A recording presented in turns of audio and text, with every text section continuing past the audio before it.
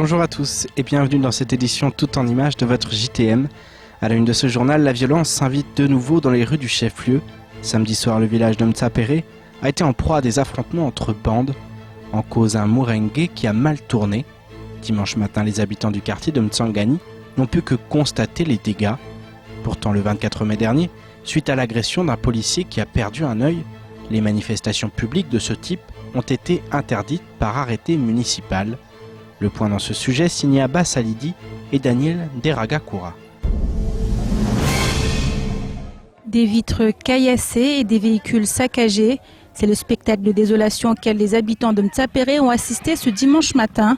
Dans la nuit, en effet, une bande de jeunes a parcouru les rues du village avec la ferme intention de laisser des traces de leur passage. Visiblement, les incidents qui sont survenus hier soir étaient le fait de jeunes qui n'étaient pas de Mtsapéré et qui ont regagné leur quartier et au cours de leur progression, ils ont jeté des pierres sur des véhicules. La police, la sécurité publique est présente pour éviter justement de tels débordements. Et pour connaître les raisons de ces débordements, il faut remonter un peu plus tôt dans la soirée, à l'heure où de nombreux jeunes issus du quartier et des villages environnants s'étaient retrouvés sur la place publique de Maïvantana.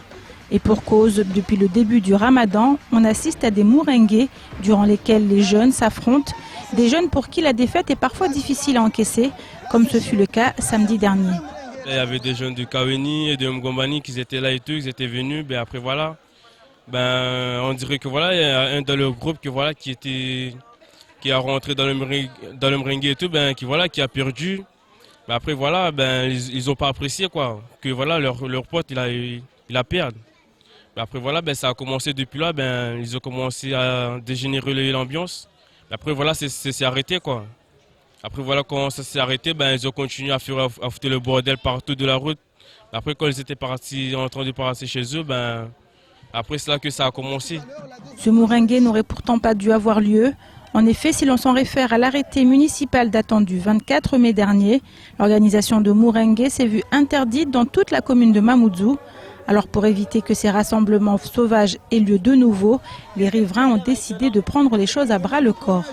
On sait que le merengue c'est quelque chose quand même qui se fait depuis longtemps, mais je suis désolée, là maintenant ça ne va plus. Donc on s'est dit, on vient faire un sitting de manière pacifique avant eux pour juste leur montrer que nous on est là et on ne veut pas que ça soit fait. Il n'y aura donc pas eu de mourengue la nuit suivant celle durant laquelle les caillassages ont eu lieu et il devrait en être ainsi jusqu'à la fin du ramadan. En tout cas, les forces de l'ordre et les habitants y veilleront tout particulièrement et ce en attendant les résultats de l'enquête ouverte pour retrouver les auteurs des faits. Et l'actualité reste marquée par l'essaim de séisme qui ne faiblit pas. Aux Antilles, un phénomène de ce type dure depuis 14 ans. Depuis vendredi dernier, une mission de spécialistes est ainsi à Mayotte, afin notamment d'améliorer les connaissances actuelles et les capacités de réaction par rapport à la situation. Cette délégation est composée de la sismologue Mendy Bengoubou de la Direction générale de la prévention des risques, du lieutenant-colonel Olivier Galichet de la Direction générale de la sécurité civile et de Bastien Collas du Bureau des recherches géologiques et minières. Ils étaient sur notre plateau ce matin afin de faire un point, notamment sur la question du classement de Mayotte en zone de sismicité modérée. Mayotte est classée non pas en zone de risque, mais en zone de sismicité modérée. Ce classement en fait se base sur des connaissances scientifiques et pour l'instant on ne prévoit pas de changer le classement de Mayotte parce que finalement l'essaim ou la gamme de magnitude enregistrée lors de cet essaim sismique correspond finalement à ce que l'on attend pour une zone classée en zone 3 dans le zonage réglementaire. Les Saintes, ça se trouve au niveau des Antilles. Ils sont classés en zone de sismicité 5, la zone maximale pour la France. Parce que bien sûr, ils ont plus de séismes. On peut s'attendre à des séismes plus importants. Et en effet, les contraintes réglementaires sont donc en effet beaucoup plus drastiques.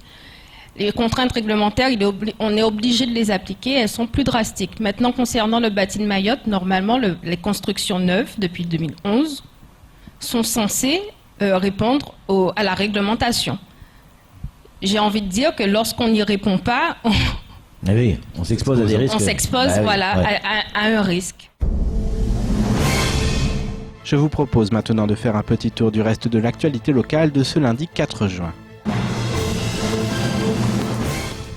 Durant tout le week-end, l'île a été secouée à de nombreuses reprises. Au cours de la nuit du 2 au 3 juin et durant la journée du 3 juin, de nombreuses secousses modérées ont été enregistrées. De séismes de magnitude significative et fortement ressentis se sont produits samedi à 20h39 d'une magnitude estimée par le BRGM à 5.2. Dimanche à 9h14, une secousse d'une magnitude de 5.3 a également été enregistrée.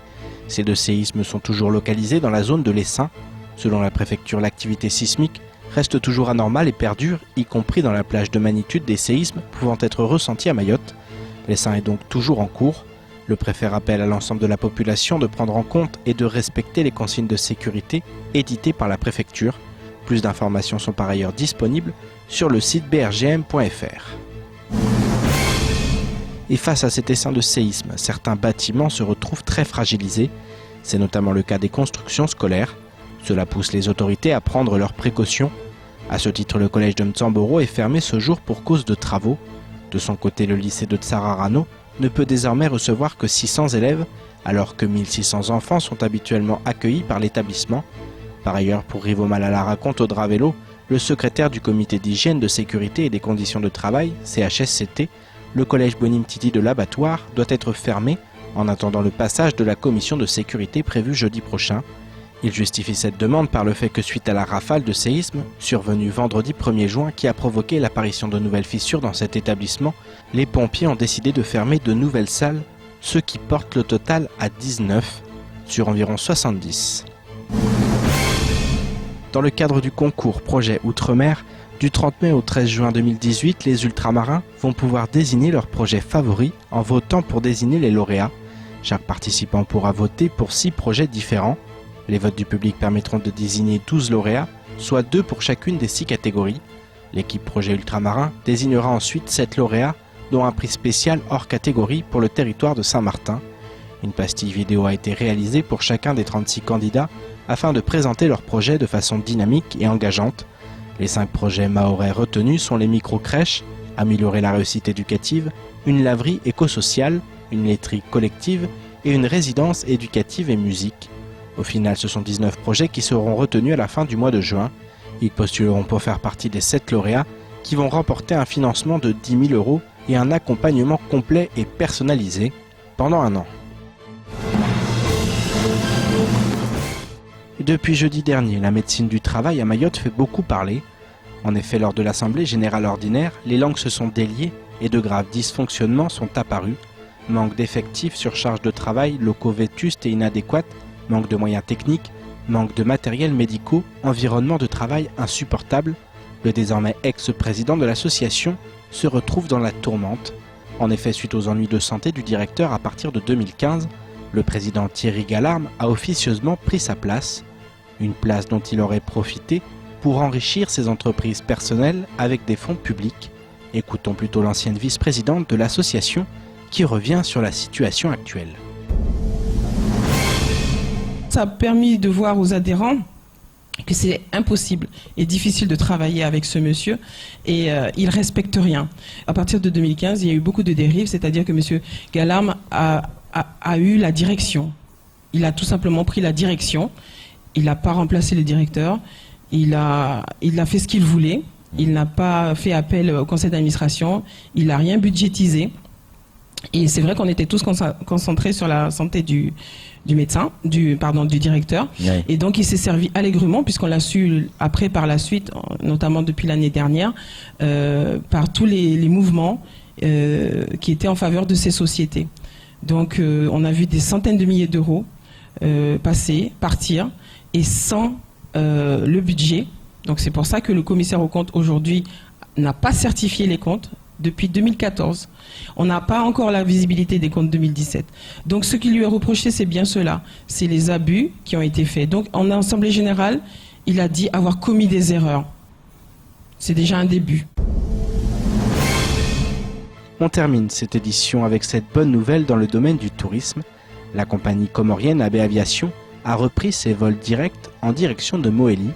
Désormais, les voyageurs mahorais peuvent se rendre sur les 3 autres îles de l'archipel sans escale. AB Aviation propose 5 vols aller-retour par semaine, le tout à des prix très raisonnables. Ce week-end, nous avons ainsi pu nous rendre à Mouéli, où le retour de la compagnie est vécu comme un ouf de soulagement par la population. Cette escapade au cœur de l'écotourisme régional est signée Abbas Halidi et Daniel Deragakoura. Fleuron de l'écotourisme dans la région, Mouéli est une île magnifique où la nature a gardé ses droits. Depuis quelques années, le tourisme est devenu la ressource économique principale de la population. Néanmoins, avec l'arrêt durant près de 9 mois des vols directs vers Mayotte, l'activité s'est retrouvée en chute libre. Pour ce guide touristique moélien, le retour des avions de la compagnie est une très bonne nouvelle. AB Aviation avait cessé les activités momentanément. Il y avait déjà eu des problèmes puisque il n'y avait pas le taux de fréquentation des touristes dans notre région. Et c'était très bénéfique parce que l'arrivée des touristes ici, quand même, tout le monde était actif aussi parce que à leur arrivée ici, de leur visite ici, donc on arrivait quand même à vendre nos produits.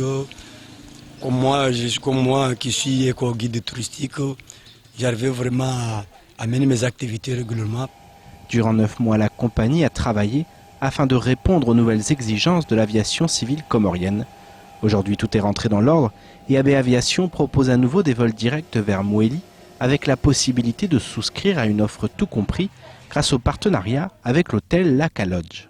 On propose ici un service une offre d'écotourisme ici à Mouéli. On fait toutes les choses très locales. On achète tous nos produits pour la cuisine direct dans le village. Les pêcheurs ils montent avec les poissons direct sur notre plage avec le pirogue. On achète toujours les thon et les autres poissons direct à notre cuisine.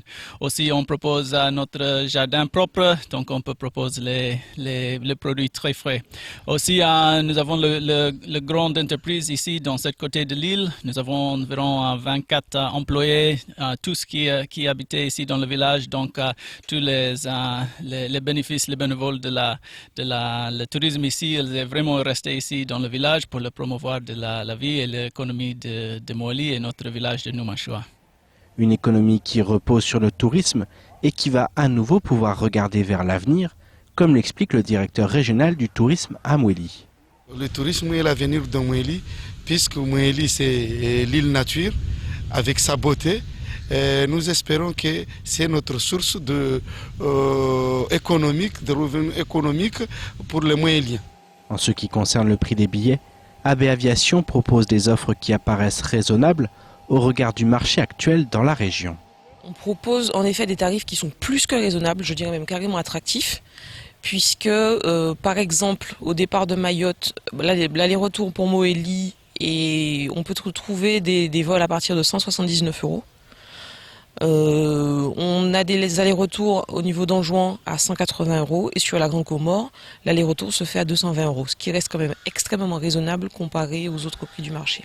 Nul doute qu'avec ce retour de la compagnie, les candidats pour découvrir Mouéli vont être très nombreux. C'est ainsi que s'achève cette édition. Merci à vous de nous avoir suivis. Pour continuer à suivre l'actualité locale, rendez-vous sur notre site l'infocoesie.fr. Bonne soirée à tous et à demain dès 6 h avec toute l'équipe de la matinale.